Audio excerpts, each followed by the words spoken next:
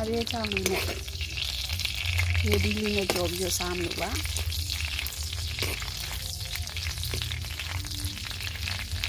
ရေဒီချောင်းလေးကြော်ပြီး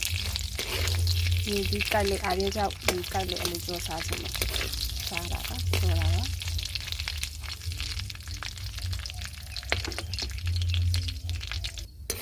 ါရေဒီလေးချက်ပါစေ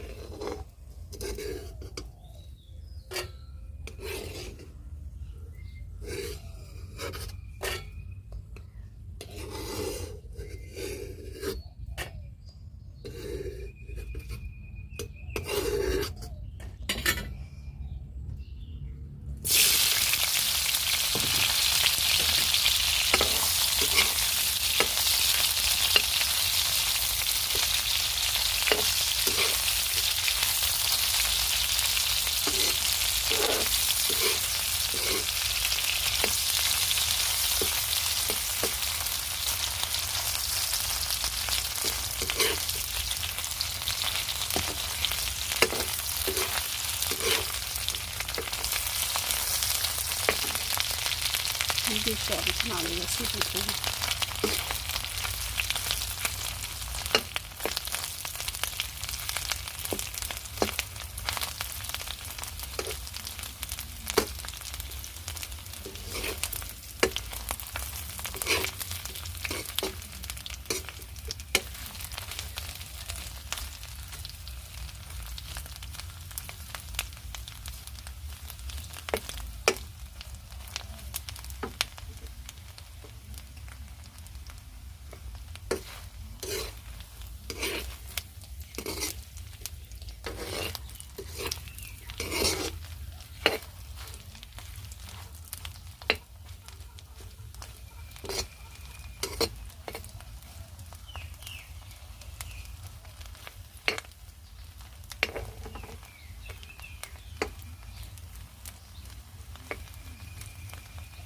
ချောလေးကိုက်လက်